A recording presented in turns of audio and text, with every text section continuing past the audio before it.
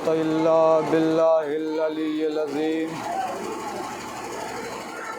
बिस्मिल्लाहिर्रहमानिर रहीम। अल्हम्दुलिल्लाहि रब्बिल आलमीन वस्सलातु वस्सलाम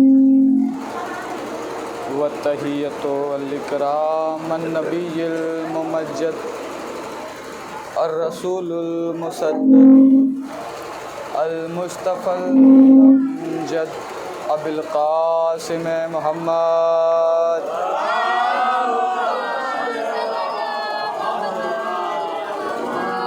व अला अहले बैतिहि तय्यबीन ताहिरीन अल मासूमीन अल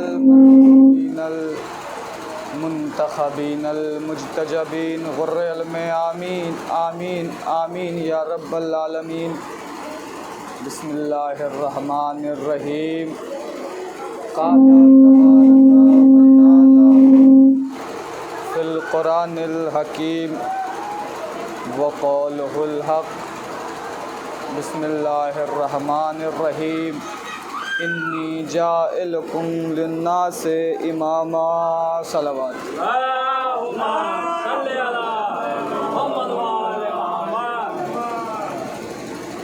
सामईन मोहतरम, बरदरान अज़ीज़, अज़ादारान मज़लूम करबला, कल तक हमारी गुफ्तगू इस मकाम तक पहुँची थी कि इमामत की मंज़िलत, इमामत की रिफ़त, इमामत की शान और इमामत की बुलंदी। आज से हमारी गुफ्तगू नबूवत से शुरू होती है। सलवात पढ़े मोहम्मद व आले मोहम्मद।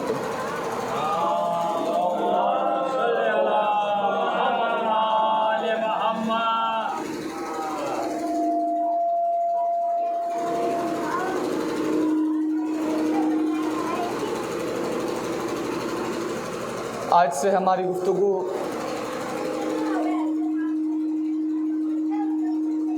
नबूवत से शुरू होती है। कम कर दीजिए उसे, बस, और हल्का से कम कीजिए,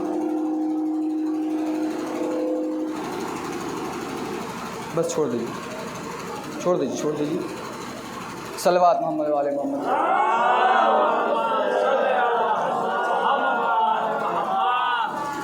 कल तक हमारी गुफ्तगू इमामत पर थी। इमामत की रिफ़त, इमामत की बुलंदी, इमामत की मंजिलत, इमामत की शान और इमामत की मारिफत। आज से हमारी गुफ्तगू नबी और नबी की बुलंदी, नबी की अज़मत, नबी की रिफ़त, नबी का मेयार, नबी का वक़ार और नबी की मोहब्बत और नबी का किरदार। खुदा कुरान में इरशाद फरमा रहा है, इन्नी जाइलुकुम लिन्नासि इमामा। हमने इब्राहीम तुम्हें लोगों का इमाम बनाया। सबसे पहले हमें ये देखना चाहिए इब्राहीम कौन हैं। कूफे के पास एक गांव है जिसका नाम है कूसा। जनाब इब्राहीम कूसा के रहने वाले हैं। कूसा वो जगह है जिस ज़माने में जनाब इब्राहीम इस दुनिया में आए, उस वक्त उस इलाक़े में नमरूद की हुकूमत थी। नमरूद वो था जिसे खुदाई का माली खुलिया था, जिसे ये बीमारी थी, वो ख़ुद को खुदा कहलवाता था। ख़ुद भी अपने आप को खुदा समझता था और जो लोग उसके हुक्मरानी में थे वो सब उसे खुदा कहते थे। एक दिन वो सो रहा था नमरूद, उसने ख्वाब में देखा कि आसमान पे एक सितारा नमूदार हुआ। और उस सितारे की रोशनी इतनी तेज़ है कि उस सितारे की रोशनी में सूरज की भी रोशनी गुम हो गई और चाँद की भी रोशनी गुम हो गई। सुनते आए, इंशाअल्लाह किसी मंजिल पर लेके आऊँगा। चाँद की रोशनी भी गुम हो गई, सूरज की भी रोशनी गुम हो गई। उसने अपने आलिमों को बुलाया और बुला के ख्वाब बयान किए। मैंने ये ख्वाब देखा है, नमरूद ने कहा, कि आसमान पे एक सितारा नमूदार हुआ जिसकी रोशनी इतनी तेज़ थी, जिसकी ज़या इतनी रोशन थी कि उसकी रोशनी में, सितारे की रोशनी में सूरज की रोशनी भी मध्यम पड़ गई और चाँद की रोशनी भी मध्यम पड़ गई। ख्वाब के ताबीर बताने वाले नमरूद से कहते हैं, इस ख्वाब का मतलब ये हुआ, सलवात पढ़ दे मोहम्मद वाले मोहम्मद। इस ख्वाब का मतलब ये हुआ कि अनकरीब इस दुनिया में एक ऐसा बच्चा आने वाला है, एक ऐसा बच्चा पैदा होने वाला है जिसकी वजह से तुम्हारी हुकूमत ख़त्म हो जाएगी, जो तुम्हारे हुकूमत को निस्तो नाबूद कर देगा। अब ये बात जब नमरूद ने सुनी तो नमरूद ने ये हुक्म दिया कि पूरे कूसा की औरतों को अलग कर दो और कूसा के मर्दों को अलग कर दो। नमरूद का जब ये हुक्म शाया हुआ तो कूसा के पूरे गांव के मर्दों को कूसा से बाहर निकाल दिया गया और औरतों को कूसा के गांव के अंदर रखा गया। अल्लाह के हुक्म से जनाबे इब्राहीम की वालिदा का उधर से गुज़र हुआ जहाँ पर जनाबे इब्राहीम के वालिद मौजूद थे। अल्लाह के हुक्म से जनाबे इब्राहीम का नूर जनाबे इब्राहीम की वालिदा में मुंतकिल हुआ। काहिनों ने ये हुक्म दिया, काहिनों ने ये जाके कहा नमरूद से कि जिस चीज़ के लिए ये हमने सारा प्लान बनाया था, सारा एहतिमाम किया था, वो नूर मुंतकिल हो गया। जिस नूर के लिए, जिस नूर के डर से, जिस नूर के खौफ से हमने ये एहतिमाम किया, वो नूर शिकमे मादर में मुंतकिल हो गया। नमरूद ने हुक्म दिया कि दाइयों को बुलाया जाए और पता किया जाए वो नूर किस बतन में है। दाइयाँ आईं, उन्होंने अपने इल्म के हिसाब से तमाम तलाशियाँ ले ली, लेकिन नूर का पता ना चला। जिसको परवरदिगार रखे उसे कौन चखे। तमाम चेक हो गया, सबने तलाश कर लिया, लेकिन इब्राहीम का नूर पता न चला किस बतन में है। इब्राहीम की वक्त विलादत करीब आई तो जनाबे इब्राहीम की वालिदा का नाम दूना था। जनाबे इब्राहीम की वालिदा का नाम दूना था। जनाबे इब्राहीम की वालिदा अल्लाह के हुक्म से एक पहाड़ी पे गई, वहाँ जनाबे इब्राहीम की विलादत हो गई। जनाबे इब्राहीम इस दुनिया में आ गए। माँ थी, माँ की मोहब्बत कहाँ छुपती है। जनाबे इब्राहीम को दूना ने एक पहाड़ी के गार में छुपाकर पत्थर से ढक दिया और जनाबे इब्राहीम की वालिदा वापस गांव में आ गईं। 2 साल के बाद जनाबे इब्राहीम के वालिद का इंतकाल हो गया। दूसरे दिन माँ है ना, बाप तो है नहीं, बाप तो कभी कभी बर्दाश्त कर लेता है लेकिन माँ बर्दाश्त नहीं करती। दूसरे दिन जब जनाबे इब्राहीम की माँ को ये एहसास हुआ कि मेरा बेटा उस गार में है, चलो देखूं, जाके देखा जाए बेटे की हालत क्या है, बेटे की कैफियत क्या है, बेटा ज़िंदा भी है या मुर्दा है। जब जनाबे दूना वहाँ पहुँची तो क्या देखा, जनाबे इब्राहीम गार में मौजूद हैं और अपने अंगूठे को जनाबे इब्राहीम मुंह में लेकर चबा रहे हैं और उस अंगूठे से दूध जाहिर है। ये जो आज बच्चे अपने मुंह में जब भूख लगती है तो बच्चे अपने मुंह में लेकर अंगूठा चूसते हैं। ये सुन्नत जनाब इब्राहीम की है, जो उस ज़माने से इस ज़माने तक चली आ रही है। जनाब दूना ने ये देखा कि मेरा बेटा इब्राहीम अपने मुंह में अंगूठा लेके चूस रहा है, उसके अंगूठे से दूध जाहिर है। तारीख़ बताती है कि 13 साल या 14 साल कि जब जनाब इब्राहीम हो चुके तो जनाब दूना जनाब इब्राहीम को गार से लेकर बाहर आई। जब बाहर आई, जब वो जनाब इब्राहीम को गार से लेके बाहर आई, जनाब इब्राहीम की सूरज पर नज़र पड़ी।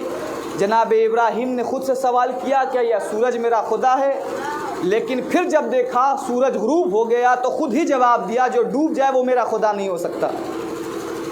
जब शब आई, चाँद को देखा, जनाब इब्राहीम ने कहा ये चाँद मेरा खुदा है। लेकिन जब चाँद डूब गया फिर जनाब इब्राहीम ने ख़ुद से जवाब दिया, जो डूब जाए वो मेरा खुदा नहीं हो सकता। जनाब इब्राहीम का एक चचा था जिसका तारीख़ नाम आज़र बताती है। आज़र की एक क्वालिटी थी कि उस ज़माने में सबसे अच्छा बुत जो बनाता था उसका नाम आज़र था। आज़र से अच्छा कोई बुत नहीं बनाया करता था। आज़र, नमरूद ने आज़र को ख़रीद रखा था। आज़र का काम ये था कि वो नमरूद की शक्ल का बुत बनाया करता था और बाज़ारों में बेचा करता था। जब जनाब इब्राहीम 14 साल के हो गए, तारीख़ के एतबार से 13 साल के हो गए, हम तो 14 मानेंगे क्योंकि हमारी हयात में भी 14 का तज़किरा है, मरने के बाद भी 14 का तज़किरा है। सलवात पर मोहम्मद व आले मोहम्मद। जब जनाब इब्राहीम 14 साल के या 13 साल के हो गए तो उस वक्त जनाब इब्राहीम मनसब नबूवत पे फायज़ हो गए। बाप का तो इंतकाल हो चुका था। आज़र ने कहा इब्राहीम ऐसे कैसे चलेगा, तुम भी बिजनेस करो, तुम भी तिजारत करो। दिल तो नहीं मान रहा था लेकिन शायद मर्ज़ी इलाही यही हो। कहा ठीक है चचा जान, मैं कल से जो आप कहेंगे मैं वो करूँगा। जनाब इब्राहीम को बुत दिया गया बेचने के लिए। नबूवत कैसे उस परवरदिगार का काम करती है। जनाब इब्राहीम को बुत दिया गया बेचने के लिए। इब्राहीम जाओ इस बुत को बेच के आओ। जनाब इब्राहीम ने बुत को लिया और पैरों में रस्सी बांधी और गले में रस्सी बांधी और कूसा के गलियों में लेके घूमने लगे और ये कहने लगे कौन है जो इस बुत को ख़रीदेगा, कौन है जो इस खुदा को ख़रीदेगा, कौन है जो इस खुदा को ख़रीदेगा। ये खुदा वो है ना खुद अपनी मदद कर सकता है ना किसी दूसरे की मदद कर सकता है। जब इस तरीक़े से बेचते हुए जनाब इब्राहीम को देखा गया, शेयर मार्केट बुत का धड़ाम से नीचे आ गिरा।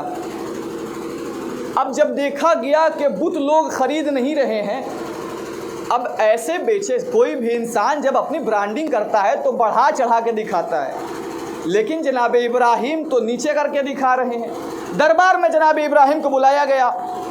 इब्राहीम आए, नमरूद तख्त पे बैठा हुआ है। नमरूद ने कहा मैंने सुना है कि तुम मेरे बुत के गले में रस्सी डालकर दयार बदयार फिराते हो और तुम मेरे दरबार में आए तो ना मुझे सलाम किया ना मुझे सजदा किया।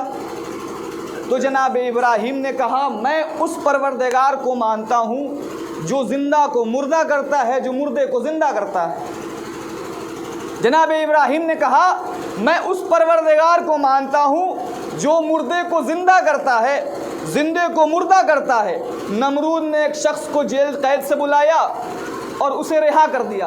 कहा देखो मैंने भी इसको फांसी की सज़ा दी थी, मौत की सज़ा सुनाई थी, इसको मैंने रिहा कर दिया। एक शख्स जा रहा था बाज़ार, उसको बुलाया, उसे जान से मार दिया। नमरूद तूने कहा है कि मेरा खुदा वो है जो हयात व मौत देता है, मरे हुए को ज़िंदा करता है, ज़िंदे को मारता है, ये तो मैंने भी कर दिया। जनाब इब्राहीम ने कहा मेरा खुदा वो है जो मगरिब से सूरज निकालता है, मशरिक़ में डुबोता है। मेरा खुदा वो है जो मगरिब से सूरज निकालता है, मशरिक़ में डुबोता है। यहाँ पर नमरूद ज़रा सा परेशान हुआ, कहा ये तो मेरे बस में नहीं है, मैं ये नहीं कर सकता। लिहाजा जनाब इब्राहीम दरबार से बाहर निकले। मैं कहूँगा इब्राहीम, तुमने अभी कहा, तवज्जो, तुमने अभी कहा मेरा खुदा वो है जो मगरिब से सूरज निकालता है, मेरा खुदा वो है जो मगरिब से सूरज निकालता है। ए इब्राहीम, मेरा अली खुदा तो नहीं है, लेकिन मेरे अली के पास इतनी कुव्वत है, वो डूबे हुए सूरज को मगरिब से निकालता ज़रूर है। सल्लल्लाहु अलैहि मोहम्मद व आले मोहम्मद। रसूल से पूछा गया, या रसूल अल्लाह क़यामत कब आएगी? या रसूल अल्लाह क़यामत कब आएगी? तो रसूल अल्लाह ने फरमाया, जब मगरिब से सूरज निकल जाए तो समझ लो क़यामत आ जाएगी। या रसूल अल्लाह क़यामत कब आएगी? रसूल अल्लाह ने कहा, जब मगरिब से सूरज निकल जाए तब क़यामत आ जाएगी। मेरे अली की फ़जीलत ये नहीं है कि उसने मगरिब से सूरज निकाला, मेरे अली की फ़जीलत ये है कि उसने मगरिब से सूरज भी निकाला, क़यामत भी ना आने दी। सल्लल्लाहु अलैहि मोहम्मद व आले मोहम्मद। तो जनाब इब्राहीम दरबार से बाहर निकले। अब पूरे कूसे में, पूरे इलाके में ये शोर उठ गया कि इब्राहीम नामी एक शख्स है, उसने मेरे खुदा को रुसवा कर दिया, उसने मेरे खुदा को जलील कर दिया, उसके सवाल का जवाब मेरे खुदा के पास नहीं था। अब पूरी कौम इकट्ठा हुई, इब्राहीम का नाम होने लगा, इब्राहीम का चर्चा होने लगा, इब्राहीम की बुलंदियाँ होने लगी, लोग इब्राहीम के पास आने लगे। इब्राहीम से कहते, इब्राहीम चलो आओ देखो हम ईद कैसे मनाते हैं। इब्राहीम चलो देखो हम ईद कैसे मनाते हैं। इब्राहीम ने कहा कि तुम लोग जाओ ईद मनाओ, हमारे ऊपर जो जिम्मेदारी है हम वो काम करेंगे। पूरा इलाका ईद मनाने चला गया, पूरा इलाका खुशी मनाने चला गया। लेकिन इब्राहीम है, जब देखा इब्राहीम ने पूरा इलाका चला गया ईद मनाने के लिए, इब्राहीम बुत खाने की तरफ चले। इब्राहीम ने सारे बुतों को तोड़कर एक बुत जो सबसे बड़ा रह गया था उसके गले में कुल्हाड़ा टांग दिया। एक जो बुत बच गया था उसके गले में कुल्हाड़ा टांग दिया। जब लोग वापस आए तो क्या देखे, हमारा बुत टूट गया, हमारा बुत टूट गया, हमारा बुत टूट गया, हमारा बुत टूट गया। अब ये शोर उठा किसने किया है? तो सबने कहा इब्राहीम रह गए थे, इब्राहीम को बुलाया जाए। इब्राहीम आए, इब्राहीम से पूछा गया, इब्राहीम आपने मेरे बुत को तोड़ा है, आपने मेरे बुत को तोड़ा है, आपने मेरे बुत को तोड़ा है। इब्राहीम ने कहा मुझसे क्या पूछते हो, अपने खुदा से पूछ लो, मुझे तो लगता है इसके गले में कुल्हाड़ा है, इसी ने तोड़ा है। तो सबने कहा ये बुत है, ये कैसे बोलेगा, ये बुत है, ये कैसे बोलेगा, इसके पास तो ज़बान भी नहीं है, ये बोल भी नहीं सकता। इब्राहीम ने कहा ऐसे को खुदा क्यों मान रखा है जो ना अपनी हिफाजत कर सकता है ना तुम्हारी हिफाजत कर सकता है। सल्लल्लाहु अलैहि मोहम्मद व आले मोहम्मद। ऐसों को खुदा क्यों मान रखा है जो ना अपनी हिफाजत कर सकता है ना तुम लोगों की हिफाजत कर सकता है। जनाब इब्राहीम को कैद कर लिया गया, जनाब इब्राहीम को पकड़ लिया गया, जनाब इब्राहीम को मिनजनीक से फेंका जाने लगा आग में।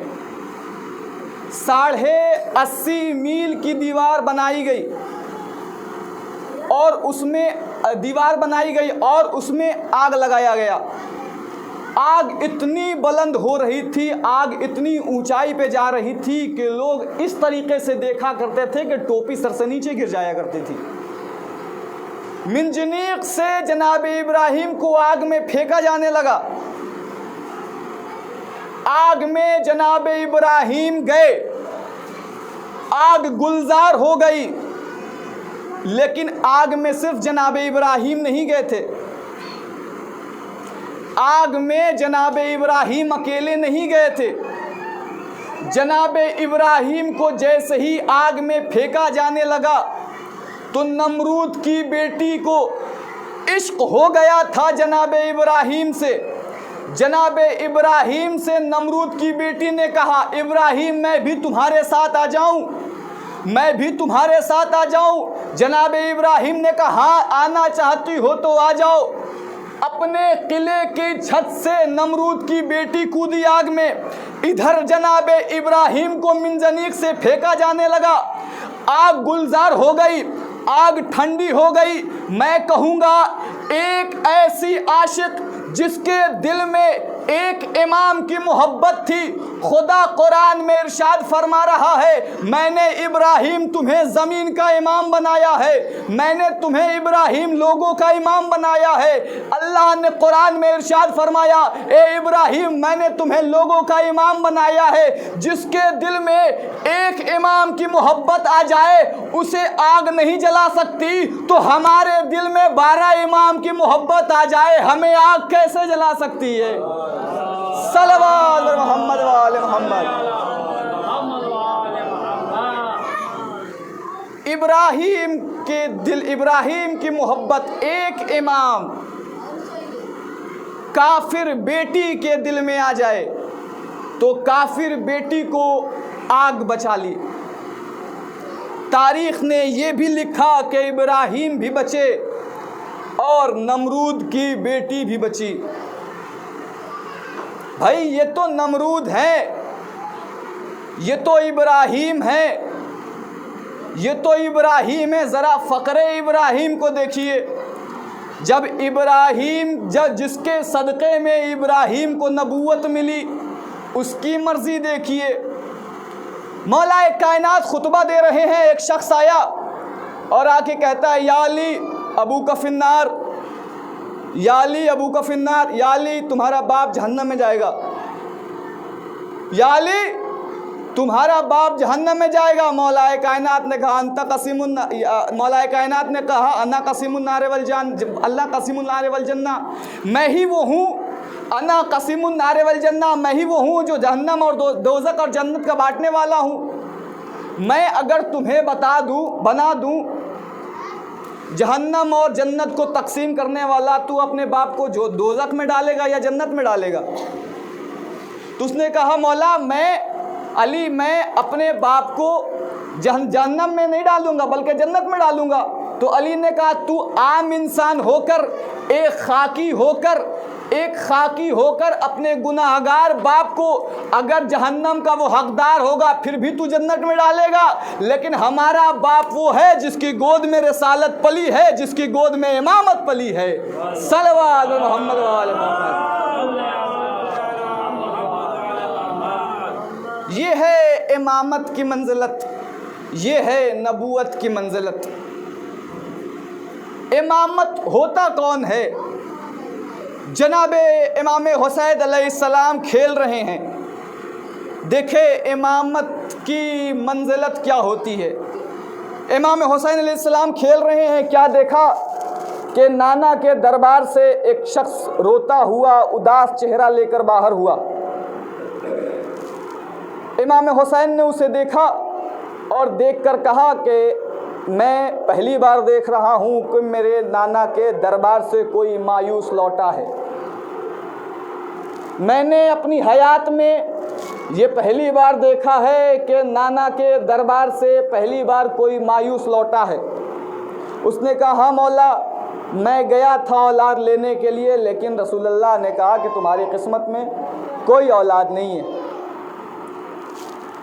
इमाम हुसैन अलैहिस्सलाम ने उस शख्स को लिया और लेकर दरबार में गए और दरबार में जाके कहते हैं नाना, मैंने पहली बार देखा है कि आपके दरबार से कोई मायूस लौटा है। रसूलुल्लाह ने कहा हाँ बेटा हुसैन, इसकी किस्मत में कोई औलाद नहीं। इमाम हुसैन ने कहा अगर इसकी किस्मत में औलाद होती तो ये आपके दरवाजे पर क्यों आता? अगर इसकी किस्मत में औलाद होती, ये तो दर वो है जिसकी किस्मत में जो नहीं होता है वो इस दर से आके ले जाता है। इमाम हुसैन से फिर रसूलुल्लाह ने कहा बेटा हुसैन, इसकी किस्मत में कोई औलाद नहीं। इमाम हुसैन ने कहा एक दिया, रसूलुल्लाह ने कहा कि बेटा हुसैन, इसकी किस्मत में कोई औलाद नहीं। इमाम हुसैन ने कहा 2 दिया। रसूलुल्लाह ने कहा इसकी किस्मत में कोई औलाद नहीं। इमाम हुसैन ने कहा 3 दिया। रसूलुल्लाह ने कहा इसकी किस्मत में कोई औलाद नहीं। इमाम हुसैन ने कहा 4 दिया। जब बात 7 तक हो गई, उस शख्स ने जो औलाद मांगने आया था उसने कहा इमाम हुसैन बस कीजिए।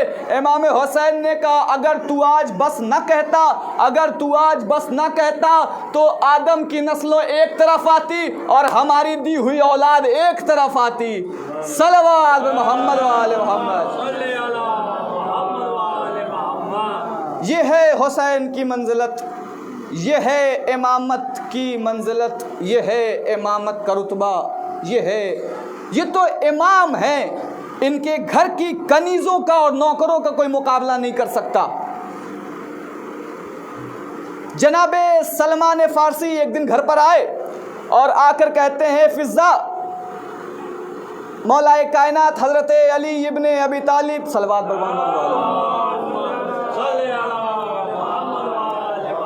अली कहाँ हैं? तो कहने लगी अली चौथे आसमान पर रिज़्क़ तकसीम कर रहे हैं। अली देखे, ये तो इमाम है, इनके घर की नौकरानियों के कमाल देखे, इनके घर की नौकरानियों की बुलंदी देखें, अजमत देखें, मेयार देखें। कहा अली चौथे आसमान पर रिज़्क़ तकसीम कर रहे हैं। जनाब सलमान वापस हुए, क्या देखा? मौलाए कायनात है अपने अम्मामे को पेच देते हुए मस्जिद से तशरीफ़ ला रहे हैं। जनाब सलमान ने हाथों को जोड़ा, कहा या अली, मैं अभी घर गया था, फिज़ा से पूछा कि मौलाए कायनात अली इब्ने अबी तालिब कहाँ हैं? तो फिज़ा ने कहा चौथे आसमान पर रिज़्क़ तकसीम कर रहे हैं, आप तो मस्जिद से तशरीफ़ ला रहे हैं। जे मौलाए कायनात ने कहा सलमान, फिज़ा है, फिज़ा झूठ नहीं बोलती, फिज़ा है, फिज़ा झूठ नहीं बोलती। कहा मौला आप तो मस्जिद से तशरीफ़ ला रहे हैं। ये अली वलीउल्लाह वो भी पढ़ती है, अली वलीउल्लाह मैं भी पढ़ता हूँ, वो भी मुसलमान है, मैं भी मुसलमान हूँ, उसे भी हसनैन अम्मा कहते हैं, हमें भी नाना कहते हैं। फ़र्क क्या है? वो कैसे समझती है कि इस वक्त अली कहाँ है? मैं तो आपको देख रहा हूँ, आप मस्जिद से निकलते हुए आ रहे हैं। फिज़ा ने कहा चौथे आसमान पे है। मौलाए कायनात ने कहा सलमान तुम्हें शक है? तो सलमान ने कहा नहीं मौला मुझे शक नहीं है, लेकिन मैं देखना चाहता हूँ। मौलाए कायनात ने कहा सलमान अपनी आंखें बंद करो। सलमान ने जब अपनी आंखें बंद की, क्या देखा? चौथे आसमान पे मौलाए कायनात रिज़्क़ तकसीम कर रहे हैं, 5वें आसमान पे फैसला कर रहे हैं, 6ठे आसमान पर तरतीब दे रहे हैं, 7वें आसमान पर जिब्राइल को पढ़ा रहे हैं। मैं ये कहना चाहता हूँ सलमान अपना मेयार बुलंद कर, अपना मेयार बुलंद कर। मौलाए कायनात ने कहा सलमान फिज़ा से आइंदा न उलझना, क्योंकि फिज़ा उस घर में रहती है जिसका दरवाजा अर्श पर खुलता है। सल्लल्लाहु अलैहि मोहम्मद वाले मोहम्मद। फिज़ा उस घर में रहती है जिसका दरवाजा अर्श पर खुलता है। इसीलिए जब अल्लाह का हुक्म आया ए रसूल सबके दरवाजे मस्जिद नबवी में बंद कर दो, तो रसूलुल्लाह ने सबके दरवाजे बंद करवा दिए थे जिनके जिनके मस्जिद नबवी में खुलते थे, सिवाय शहजादी कौनैन के, सिवाय उस घर के जो घर जाता था उस दर तक। लेकिन हाय रे मुसलमान, न उस इमामत को समझ पाए, न उस बुलंदी को समझ पाए, न उस मेयार को समझ पाए। मुझे एक शेर याद आ रहा है प्रोफेसर साहब का कि कत्ले हुसैन असल में मर्गे यजीद है, इस्लाम ज़िंदा होता है हर करबला के बाद। लेकिन मुझे उससे बहस नहीं कि हर करबला के बाद या बस करबला के बाद, लेकिन ये तो बात तय हो गई ना कि इस्लाम ने सांसें ली तो करबला के बाद, इस्लाम को बुलंदी मिली तो करबला के बाद, इस्लाम ने सर उठाया करबला के बाद। मैं कहूँगा अगर आपने ये शेर कहा कि इस्लाम ज़िंदा होता है हर करबला के बाद, तो इस्लाम कभी मरा भी था। इस्लाम कभी मरा होगा तब तो आपने शेर कहा इस्लाम ज़िंदा होता है हर करबला के बाद। जब मैंने तारीख़ के औराक़ को उलटना शुरू किया तो मुझे वो मंज़र नज़र आया। इस्लाम उस वक्त मर चुका था जब जुमे की नमाज बुध को पढ़ाई जा रही थी। इस्लाम उस वक्त मर चुका था जब सुबह की 2 के बजाय 4 रकअत पढ़ाई जा रही थी। इस्लाम उस वक्त मर चुका था जब इंसान सुबह की नमाज शराब की हालत में पढ़ाकर और वो पूछता था मन है तो और पढ़ा दूँ। लेकिन मुझे कोई भी पुरानी किताब, कोई भी झूठी सी झूठी रिवायत ला के दिखा दो कि किसी शख्स में, किसी पेश इमाम में, किसी मौलवी में, किसी हाफिज में, किसी मुफ्ती में इतनी हिम्मत हुई हो जो करबला के बाद शराब को हलाल कर दिया हो, किसी में इतनी हिम्मत हुई हो जो सुबह की 2 के बजाय 4 रकअत पढ़ा दी हो। कहीं नहीं मिलता, क्योंकि करबला ने इस्लाम की ज़िंदगी अपने खून से, इमाम हुसैन ने इस्लाम को सींच कर जवान कर दिया है। इस्लाम करबला में इमाम हुसैन के कदमों पर सर रख कर बोलता है कि मौला मेरा शाना कमज़ोर हो गया है। इमाम हुसैन ने कहा घबरा नहीं, अकबर का बाजू दूंगा। इमाम हुसैन से इस्लाम ने कहा मेरा गला कमज़ोर हो गया है। इमाम हुसैन ने कहा नाना के दीन घबरा नहीं, अली असगर का गला दूंगा। इस्लाम ने कहा ए मौला हुसैन इस्लाम का सीना कमज़ोर हो गया है। इमाम हुसैन ने कहा नाना के दीन घबरा नहीं, अली अकबर का कलेजा दूंगा। हाँ ज़ादारो, आज शबे 5 मुहर्रम हो चुकी।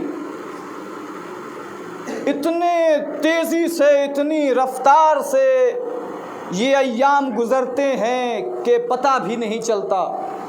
साल भर लोगों को इंतज़ार रहता है इन अय्याम का, लेकिन कब आता है ये अय्याम, कब चला जाता है, दिल में एक अरमान रहता है मौला हम आप पर दिल खोल कर ना रो सके। हाँ ज़ादारो, एक वक्त वो भी आया कि इमाम हुसैन करबला के मैदान में आ गए। अय्याम गुज़रते रहे, सुबह आशूर नमूदार हो गई। जनाब ज़ैनब कहती हैं भैया हुसैन, यजीद की फ़ौज पर फ़ौज आ रही है, जालिम के तरफ लश्कर पे लश्कर आ रहे हैं, क्या आपकी मदद को कोई ना आएगा? कोई हमारा मददगार नहीं है, कोई हमारा जानशीन नहीं है, कोई हमारी आवाज़ पर लब्बैक कहने वाला नहीं है। इमाम हुसैन ने कहा नहीं भाई ज़ैनब, ऐसा न कहो, मैं ख़त लिखता हूँ अपने बचपन के दोस्त हबीब इब्ने मज़ाहिर को। जनाब इमाम हुसैन ने कहा ए मेरे बचपन के हबीब, तुम्हें बचपन का दोस्त हुसैन याद कर रहा है। इधर कासिद लेकर रवाना हुआ, उधर हबीब को ख़त मिला। हबीब ने अपने नौकर से कहा आज ये वक्त आ गया रसूल के घराने पर कि हमारी मदद चाहिए रसूल के घर वालों को।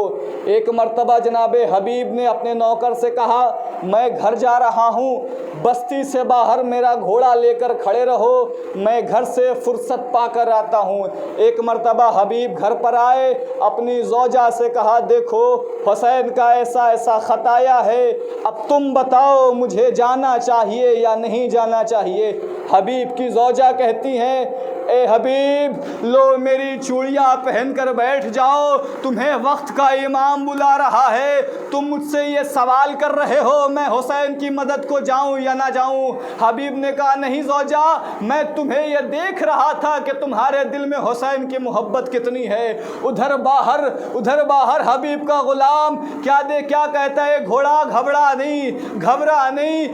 नहीं, अगर मेरा मालिक नहीं आया तो मैं तुम पर सवार होकर हुसैन की मदद को जाऊंगा। एक मर्तबा हबीब घर से बाहर आए, अपने नौकर को क्या देखते हैं कि नौकर कह रहा है घोड़ा घबरा नहीं, अगर मेरा आका नहीं आया तो मैं तुम पे सवार होकर हुसैन की मदद को जाऊंगा। हबीब के नौकर को हबीब ने अपने गले से लगाया, हबीब अपने घोड़े पे सवार हुए, करबला की तरफ चले। इमाम हुसैन ने क्या देखा, एक गर्द उड़ी। जनाब इमाम हुसैन ने कहा कि अब्बास देखो गर्द कैसी उड़ रही है।